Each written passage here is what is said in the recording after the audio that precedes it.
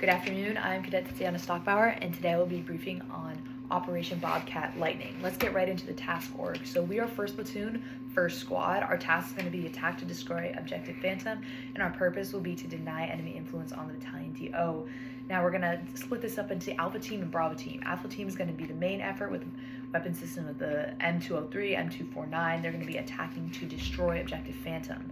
Now we have the Bravo Team, which is going to be our security element. They're going to have the same key weapon systems, and they're going to allow for freedom of maneuver for the main effort. So they're going to be taking out security. Now we're going to have an attached gun team from 4th Squad.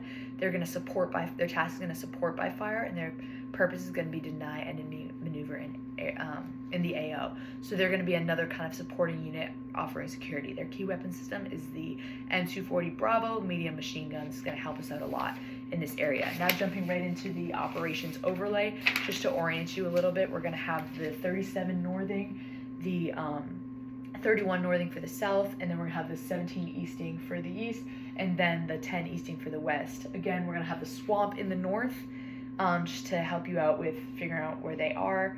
We're going to have the southern boundary of Route Camaro as our bottom. We're going to have the coastal range kind of as our eastern limit, and then we're going to have the Banana River as our western limit. Though we have some operations in this area, though we have an AO in this area, all the operations will occur on this side of the river, so that's why we're going to use it as our eastern limit. Some objectives that are noticeable: we got Objective Ghost here, Route Camaro along this area, Objective Reaper, Objective Phantom, and then we have our patrol base in this area in AO Ronin.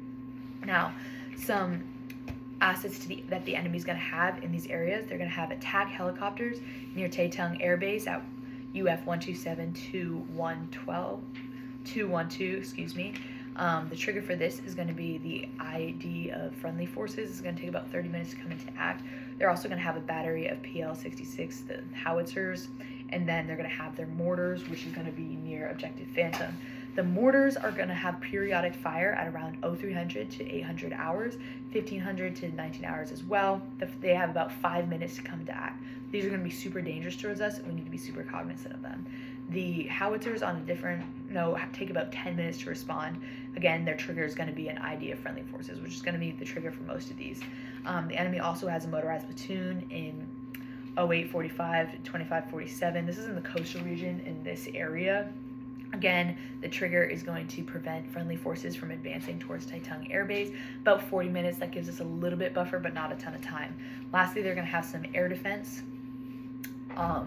This is going to be a platoon of PJZ 041 Alphas in vicinity of 170299. Again, this is off the map towards this area where Taetung Air Base is located. Now, on to the GTAO.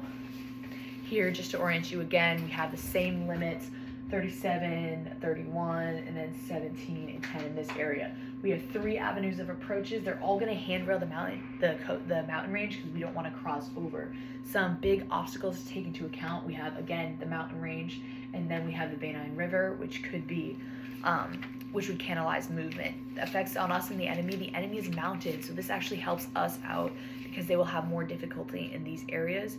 And however, it forces us to have dismounted patrols, and we need to be ready for any hidden contact that will have in the enemy. If they've established position already in the mountains, they might have areas where they have cover and concealment from us due to the terrain.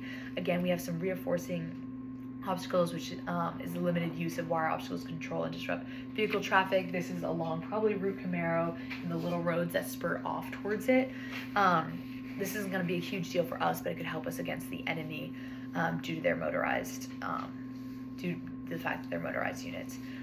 For our avenues of approach, we have Route Camaro that's going to align here as seen in the map before. Route Camaro is going to be the primary avenue of approach for the enemy. It allows for mounted movement. It's a lot of traffic. It allows for transportation for the enemy, and they'll be able to use their mounted equipment, but we can also use this area to pinpoint where they might be. Now, to go into key terrain, we got 3 key terrain areas here. We got the bridge that crosses the Banine River. We have the intersection here. These 2 are super important to the enemy because these are highly traveled areas that are of utmost importance to mounted mounted warfare. Not super important to us, but we need to know where the enemy will be. Now, this last key terrain area overlooks Objective Phantom. This could be important for us because it's kind of on elevated terrain and can help us look down into the objective and can give us the advantage to whoever controls it. So we want to control that area. Going on to the weather, not super big deal. The visibility is going to be nighttime, but it's not going to be anything we haven't seen before. Precipitation is going to be 70 to 75%. Now, if it starts to rain, this could limit visibility and have a negative impact on air support or even mounted travel, like mud and situations like that. It's going to be the same effects on friendly and enemies. However, this favors dismounted patrolling. We just need to be aware of cold casualties and maintaining like dry boots, making sure our soldiers are safe. Cloud cover, it's going to be 99% cloud cover, which is going to be very cloudy. It's going to limit aerial assets, but it's going to make SUAS less detectable. Now, this is an asset and a liability, as we won't be able to be detected from the sky, but we also might have a harder time detecting the enemy. So this is a street that goes both ways, and we need to be cognizant of that. Now, as far as temperature and humidity, nothing we haven't seen before. It's going to get to 86 to 89 during the daytime. Our mission is at night, which is great. So it'll only be 74 to 76, though the heat of the day we need to take into account because the enemy is used to this. They know this weather. We might be a little more affected by the heat. We need to make sure that we're hydrated and that we're ready to fight against an enemy who's very energetic in this in these conditions. Now, going on to our enemy composition, we're going to have a motorized infantry company at a greater than 90% strength. We're going to have to assume full strength in this area because it's greater than 90%.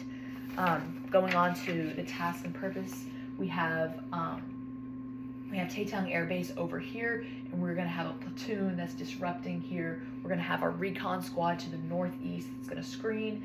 We're going to have a motorized infantry platoon occupying this area.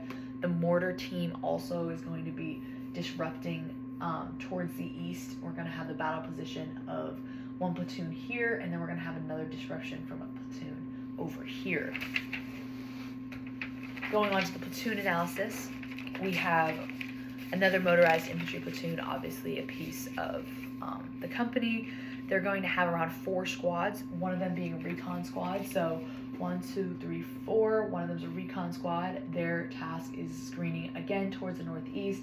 We have the HQ of the platoon and a squad that's going to be occupying the village in this area. We're going to have a squad disrupting towards the northeast, another squad that's going to be controlling this area, another civilian area, and then we're going to have the mortar team towards the east disrupting. The main weapon systems that they're going to have is the CSK-141. All 4 squads are going to have this, or 3 out of the 4 squads. The recon team is going to have a QBZ-95, QJY-88, and a QBU-88S. The CSK is just mounted. It's probably going to have mounted weapon systems, which is like the M2 on it. But the most common system is probably going to be the QBZ-95, which is like RM4. Most dangerous weapon system is probably going to be the QBU-80S, which is kind of like the M240 Bravo for us, so like a machine gun. We also need to be aware of the mounted guns that are going to be on the CSKs. These can be quite dangerous to our infantry soldiers. Now, going into our level, again, this has all of the squads up on it, but we're only going to be focused on this area here where the mortar team is located. Again, we don't know the exact location of the recon team, so we just need to be cognizant of where they could be. Key weapons that that our enemy on our level are going to be possessing is just the QJZ-88, which is a light machine gun, talked about before, the QBZ-95, which is a rifle like an M4, and then the sniper, which is QBU-88S, and then the QJZ-89, which is on top of the CSK-141.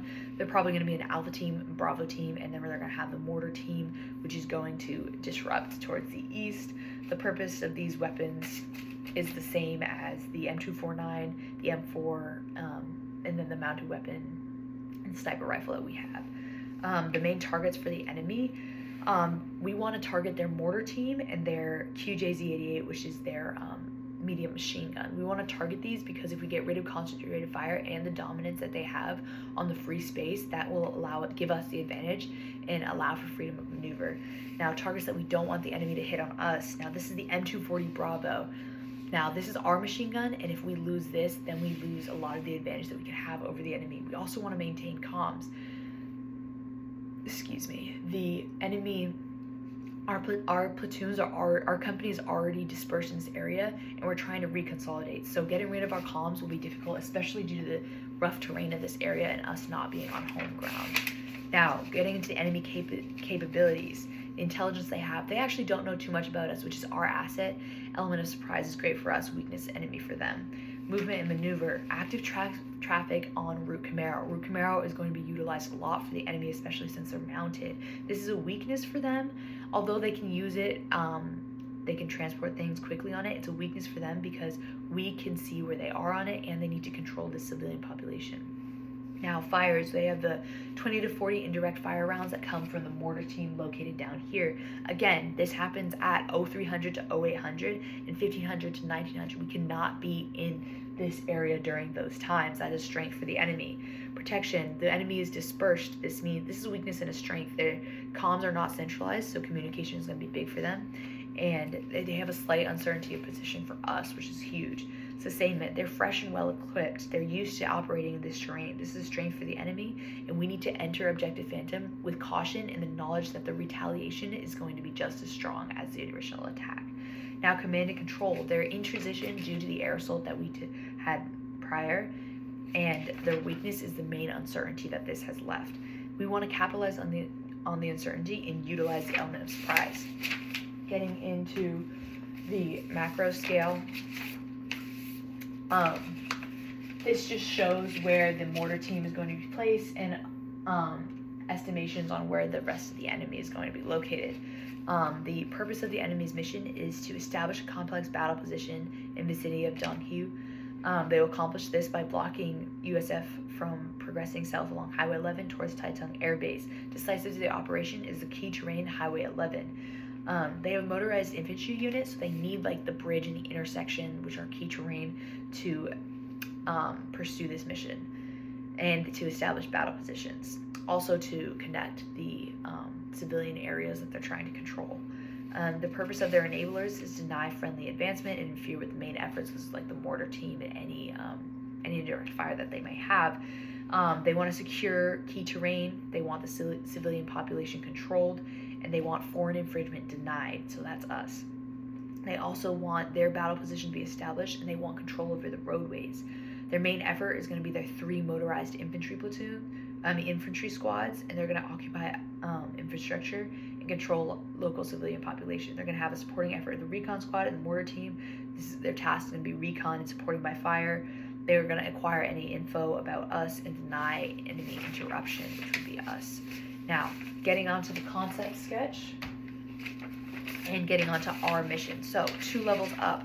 Charger Company disrupts enemy forces in AO Ronin no later than 2200 August 24th in order to deny enemy influence on Battalion DO. Key tasks: disrupt enemy operations in depth, deny enemy uncontested use of high-speed air assault, 3, retain max combat power, 4, avoid decisive engagements, and 5, reconsolidate 2nd and 3rd platoon. These are going to be the same key tasks for the 1 level up intent and minus the reconsolidation of 2nd and 3rd platoon. The end state that we're trying to pursue, 2 levels up, is primary MSRs in AO Ronin contested, North Turbian forces for the enemy, the North Turbian forces in zone disrupted without accurate knowledge of where we are located and our composition. Civilians, we want to minimize civilian casualties and collateral damage, and we want our dispersed elements reconsolidated and ready to recuperate and go back into the fight. Now, 1 level up intent, we got our platoon, 1st platoon, is going to disrupt enemy forces in AO Ronin no later than 22 August 24 in order to deny enemy influence on the battalion main effort. Same key tasks as before, same end states as before. The only difference is that the friendly end state is 1st platoon is going to be reconsolidated patrol base postured for follow-up offensive missions. We're going to refit and get ready for the fight. Now, just to touch on what's going to happen in the concept sketch. So what are we going to do? This is the patrol base. This is going to be 2nd squad. Second squad is going to ambush to destroy on objective Reaper here. Third squad is going to take Axis Fake, and they're going to demolition to suppress on objective Ghost here. Now this is of utmost importance. This is us along Axis Ultra.